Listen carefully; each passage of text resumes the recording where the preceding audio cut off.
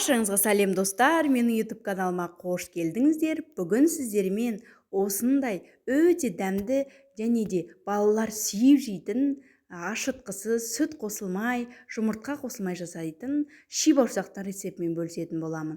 Ол үшін 270 грамм жылы суымыздың үстіне тұзымызды салып, және де дәміне қарай құмшекер салып, мен бұл жерде бір ас қасық құмшекер қостым, және 70 грамм тоң майымызды қосып, барлығын жақсылап тұрып, араластырып алатын боламыз.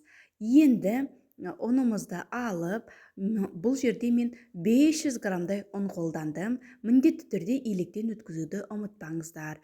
Үстіне жарты шай қасық сода қосып, жаңағы сұйықтығымызды үстіне құятын боламыз. Барлығын араластырып алып, орташа тығыздықта жұмсақтау қамыр илейтін боламыз. Жалпы айтқанда, бұл ши бауырсақтарды көбінесе шығыс өңірінде өте көп жасайды. Аягөз, Семей, Өскемен жақта. Бұрын жас кезімізде анашым маған осындай ши бауырсақтарды өте көп дайындап беретін. Осылайша қамырымыздың барлығын біріктіріп алып, осындай жұмсақтау қамыр болады. Оны пакетке салып, 10-15 минутқа тындырып қоятын боламыз. 10-15 минуттан кейін оны пакеттен алып, кішкене илеп жіберіңіздер. Мен бірақ илеуді ұмытып кеттім. Одан кейін оны 2 бөлікке бөліп алатын боламыз. Бір бөлігін әзірше пакетке салып қойып қоямыз. Екінші бөлік қамырдан, осылайша видеода көріп тұрғандай, бөліктерге бөліп алатын боламыз. Ол бөліктерді кеуіп кетпеу үшін бетін жауып қоятын боламыз.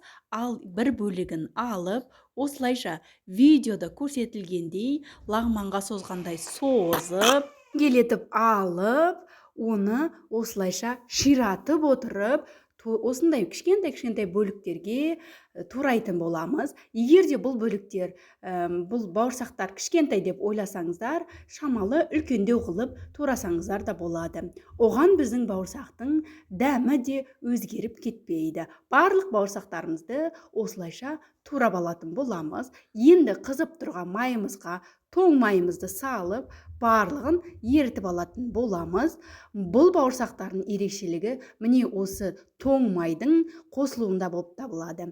Осылайша барлық бауырсақтарымызды салып, қызартып, қуырып алатын боламыз. Міндетті түрде бауырсақтарды араластырып отыруды ұмытпаңыздар. Қасықтың көмегімен, болмаса шолпының көмегімен араластырып отырып, барлығын біркелкі қызартып, пісіріп алатын боламыз.